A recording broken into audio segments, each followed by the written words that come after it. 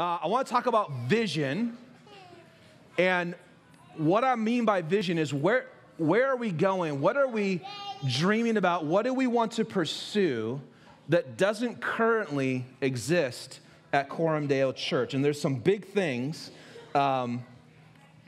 long-term vision goals that I would like to kind of just let out of the bag, let you guys know what the elders have been thinking about, what we're dreaming about, and what we think the future looks like at our church. So, quick observation, things have changed radically culturally over the last 2 years.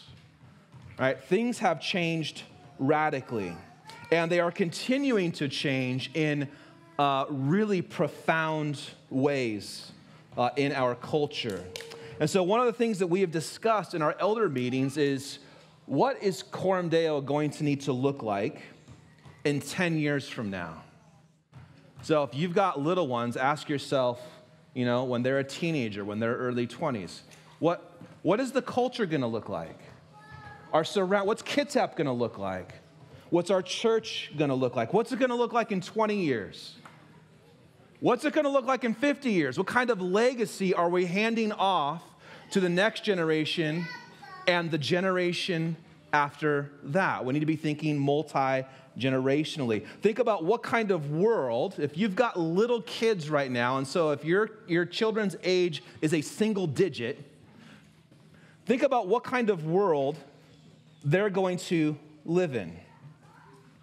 And what kind of things do you need to do as a parent, and what kind of things would we need to do as a church? And maybe you're a grandparent or a great-grandparent. What kind of things would you need to do now to prepare them to live in that world then? What should we be doing in addition to what we are already doing?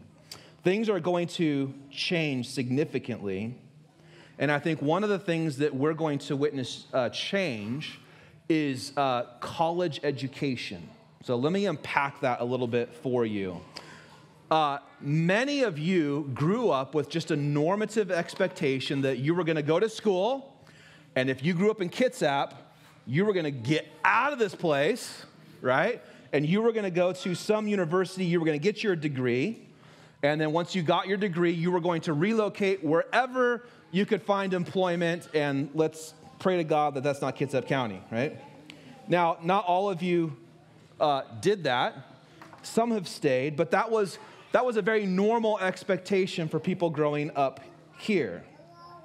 So let me ask you, how many of you would be excited to send your little ones to college 15 years from now?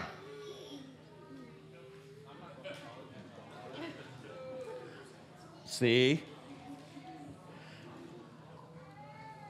I believe that this is increasingly not going to be the norm. Things are going to change, and I think it's going to change significantly, and especially for our church and for Christian families. There's two reasons I think it's going to change. The first is the cost. You have to sell an organ to get your kid to public school, right?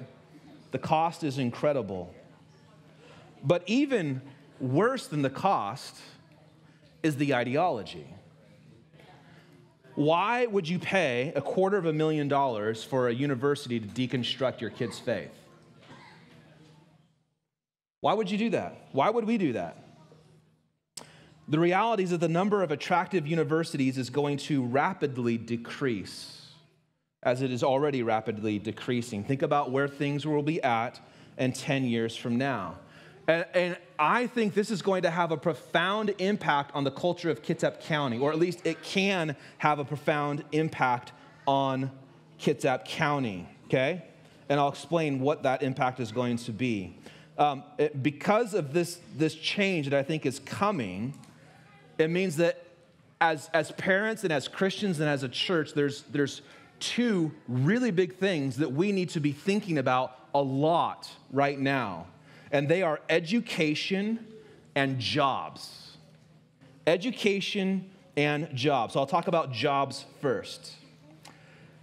If kids are not going to go off to university to be to be trained in Marxist ideology, they're still going to need a job, right?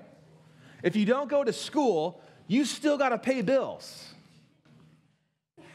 How do we address that reality?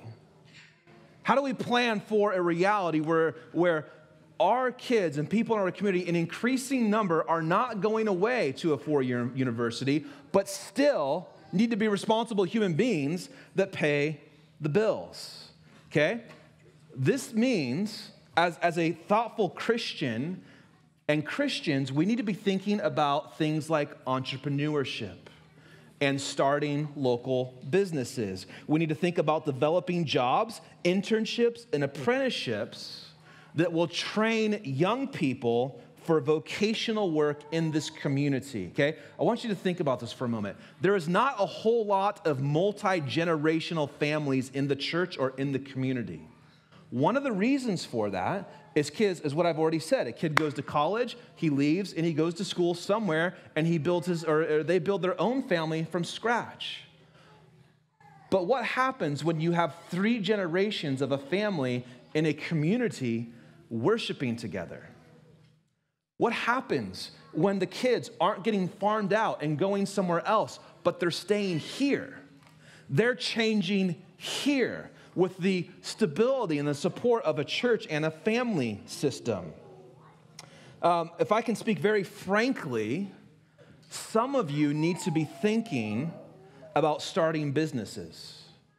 Starting businesses that will provide jobs and internships and apprenticeships, right, for these young people, these students. We need to think about business and mission, right?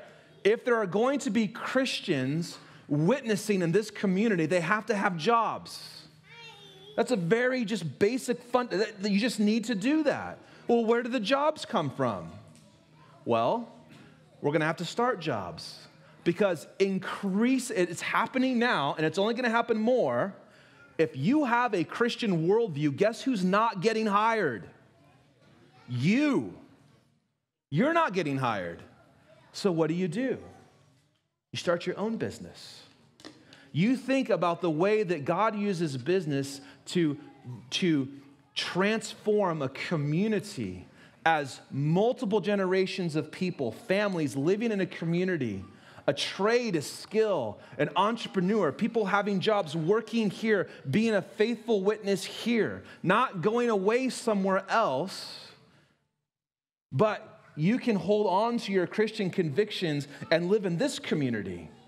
You can do that. You can have a job. You can provide for your family. That's only going to happen if Christians have a vision for launching businesses, developing technology, and developing businesses around trades, right?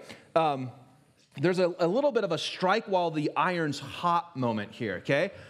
One of the things that has happened, one of the tragic outcomes over the last year and a half of the government nonsense has been that people, generally speaking, have lost their work ethic. If you can make more money staying home doing nothing, okay, right? And a lot of people have bought into that, and you're seeing it. They can't staff restaurants. They can't staff cafes. They can't staff things. Why? People don't want to work. You know what that means? That means that if you started a Christian business with a Christian work ethic, guess who would kill it? You would, because nobody else wants to work. So there is a unique opportunity to strike while the iron's hot, and there's a multi-generational value that says we want people, Christians, living in this community.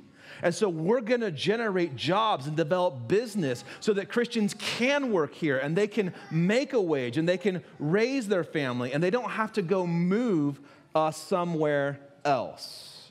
So by starting these businesses, we're providing service to the community. You're providing service to the community, and you're also providing support for Christian families.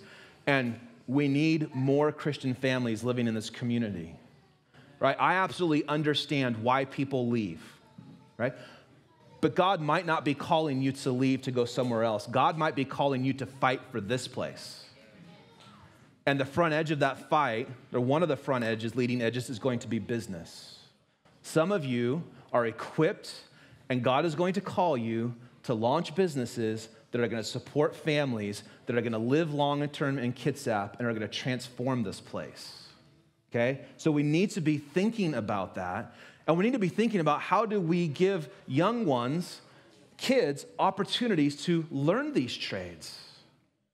Wouldn't it be great if a kid had an opportunity to shadow a professional for a day? Man, what is it like to manage commercial real estate? Well, I know a guy who does that. And maybe you could have an opportunity to learn that skill too. And maybe you start a business of, I'm not saying this, but maybe, I don't know, or whatever vocation you have. What if we started training our young ones and preparing them for that world by these job opportunities and entrepreneurs? So jobs and starting businesses is going to be, I think, an essential part of the future in our community and for the health of the church and the transformation of Kitsap. The second is maybe the biggest no-brainer, and that's education. It's education for our kids. It is time to start a school in Kitsap for our kids. There are a number of great Christian teachers in the public schools. There are a number of great Christian employees in the school district, and I can see one right now, right? There's no question that that's the case. But the reality is that the system and the boards and the directives and the guidelines and the requirements from the state have absolutely destroyed the school system. What the school boards are doing is an embarrassment right now. And I would just say they have demonstrated that they are not worthy of our trust. And so it's time to start a school. Is that clear? It's time to start a school. So effective immediately, our church is going to be working to make that a reality. We are going to start a school for our kids.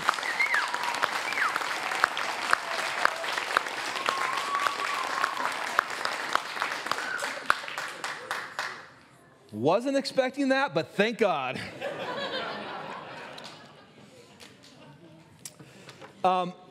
In addition to providing education for kids, we also believe that we need to find a way to provide seminary-level theological instruction for the body of Christ at large, not just for people who want to pursue pastoral leadership or eldership, but for anybody who wants to grow and be developed in their knowledge of the Bible and in their theology. So we want to start a seminary that is accessible locally and affordable and will provide a solid, reformed theological education and training for people in Kitsap County. And this would be open to anybody who is in our county. There are models and opportunities out there for partnerships and whatnot.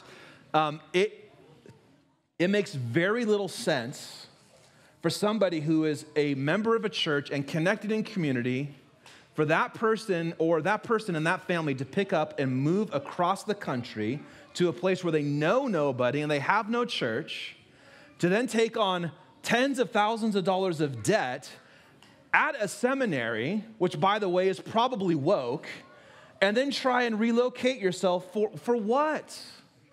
Why would we do that? I think as much as possible, theological training should take place at the local church level. And so we want to provide that training for you in a way that is accessible in terms of not just location, but also in terms of cost. Because here's what we know. Casual, uninformed Christianity is dead. It's dead. It doesn't have the muscles to withstand what is happening culturally. Part of the way that we're going to stand is to have a theological education, and that's just going to take work. So we are pursuing how do we provide this type of education for our church and for our community. So jobs, a school for kids, and seminary. Those are three big things that we need to be pursuing and investing in.